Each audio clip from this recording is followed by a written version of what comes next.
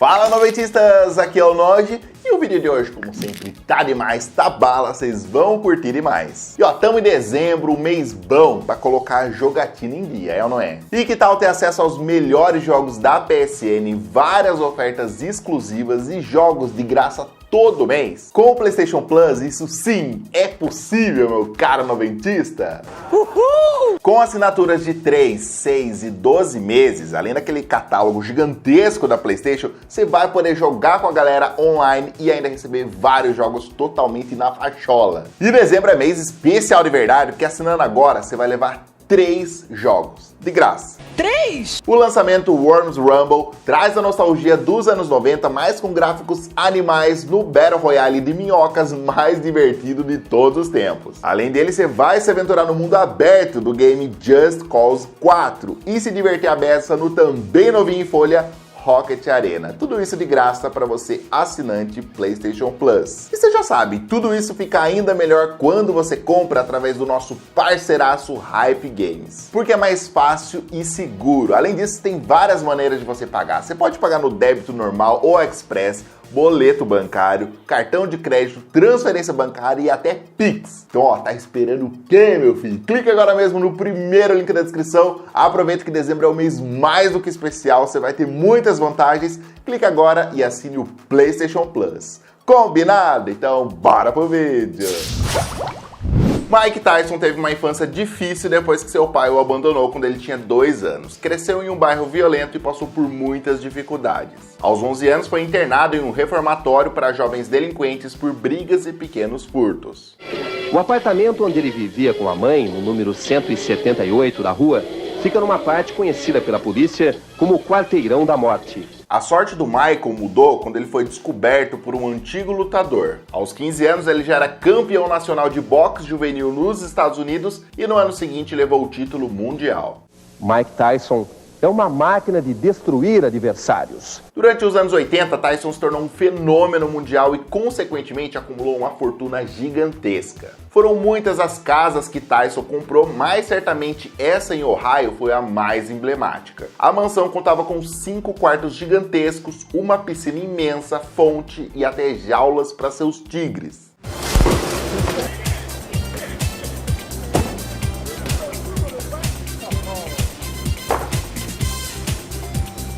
A excêntrica casa acumulava muitos luxos, como tapetes vermelhos e de zebra pelos cômodos, lustres com diamantes e até uma banheira extravagante, que só ela custou 2 milhões de dólares. A área externa toda da casa lembrava mesmo um verdadeiro castelo. Mas anos depois de comprar essa mansão, ele começou a se envolver em polêmicas e teve problemas com a justiça. Além de muitas dívidas com impostos, problemas com álcool e drogas, chegou a ser preso em 1992 e depois de solto se viu mergulhado em dívidas e mais dívidas. No meio de tudo isso, a mansão ficou então abandonada durante muitos anos. Mato alto por toda parte, pichações nos vidros e paredes, infiltrações, piscina abandonada e toda zoada, o que restou de alguns vasos ali pelo chão, situação totalmente precária. E até aquela banheira que custou 2 milhões ficou toda pichada. Tempos depois, Tyson se viu obrigado a vender a mansão para um empresário por um preço muito abaixo devido às condições péssimas da casa. Mas esse cara também acabou preso por lavagem de dinheiro. Recentemente a casa foi comprada por um anônimo que decidiu doá-la para uma igreja com a intenção de abater valores do imposto de renda. Então, em breve, a antiga casa de Mike Tyson vai se tornar uma enorme igreja.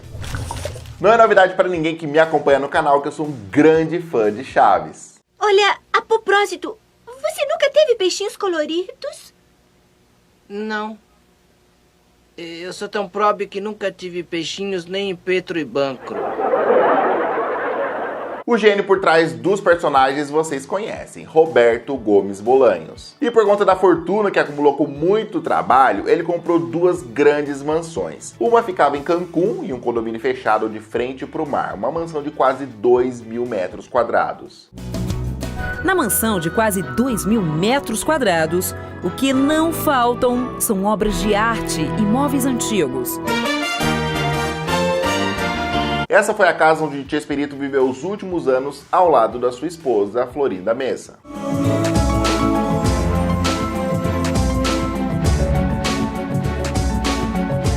Mas, como eu disse, o Bolanhos tinha outra mansão, essa na Cidade do México. Com quase 1.000 metros quadrados, a casa era dividida em duas partes, a casa em si e um grande escritório onde ele trabalhava.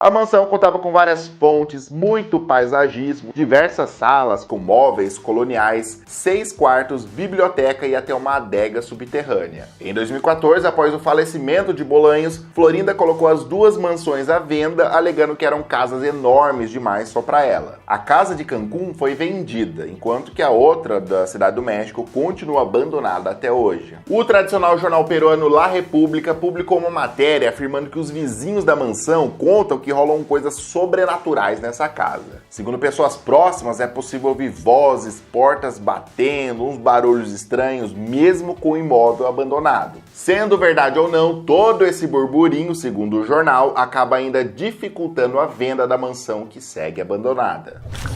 Marcos Paulo começou sua carreira ainda criança na TV Tupi e depois foi para a Globo, onde atuou em dezenas de novelas e seriados, sendo considerado um dos maiores galãs da sua geração. Eu fui amigo do Ricardo, ele nunca foi meu amigo. Um amigo não faz uma coisa dessas. Nem uma mulher que se preze.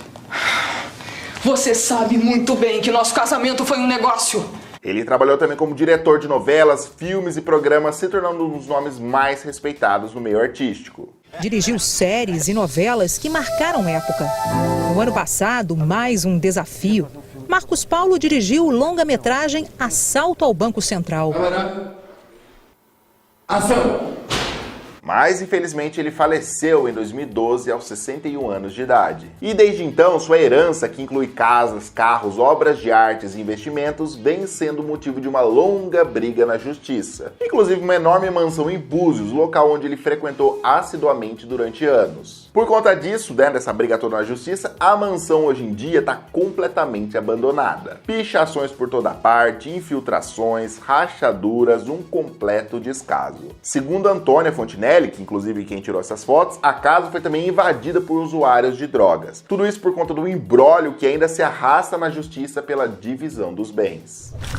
Você que, como eu, certamente assistiu vários filmes nos anos 80 e 90, certamente se lembra dessa frase. Versão brasileira, Herbert Richards. Herbert Richards foi um grande produtor de filmes que começou sua carreira como fotógrafo em um estúdio de cinema e, por acaso da vida, acabou virando amigo de ninguém menos que o Walt Disney, depois que os dois vieram a trabalhar juntos. No final dos anos 60, Herbert Richards, que já tinha criado um estúdio de dublagem que levava o seu próprio nome, faz um acordo com a Disney e assim passa a dublar todos os filmes deles, além de representar a Disney aqui no Brasil. Surge então o maior e mais importante estúdio de dublagem da América Latina.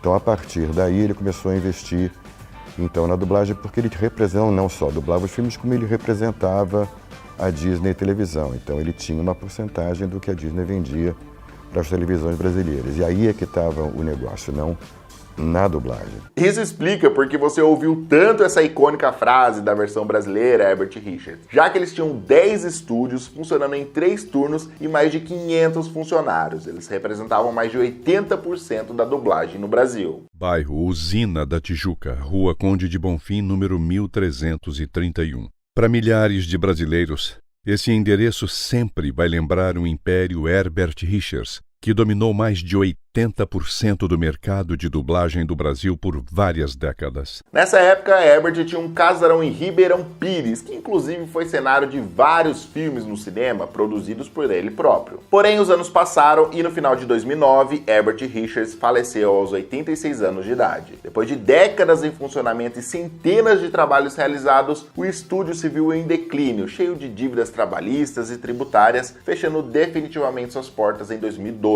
Com isso, a casa casa de Herbert, que já foi palco de filmes importantes aqui no Brasil, ficou totalmente abandonada. Como vocês podem ver, muito deteriorada, além da péssima aparência, a casa acabou virando também ponto para uso de drogas. A casa do produtor de cinema que comprou o imóvel em Ribeirão Pires na década de 60, não só para a moradia dos pais, como para gravações de filmes consagrados, hoje se tornou reduto de moradores de rua e usuários de drogas. Com muito mato, pichações, sujeira e lixo por toda parte, a antiga mansão de Herbert chegou nesse estado por puro descaso de um conselho da prefeitura da cidade que deveria zelar pelos patrimônios culturais. Além do desprezo pelo patrimônio em si, vizinhos do casarão reclamam do cheiro e dos perigos de viver por ali. Além da situação de extremo abandono, o cheiro de podridão aqui é muito forte, ficando difícil permanecer por 5 minutos no local. Recentemente, a mansão foi tombada como patrimônio histórico, mas a prefeitura descaracterizou totalmente o local, pintando de laranja e azul cores da Defesa Civil, que seria abrigada ali futuramente, o que ocasionou muitas críticas e desde então a casa segue assim.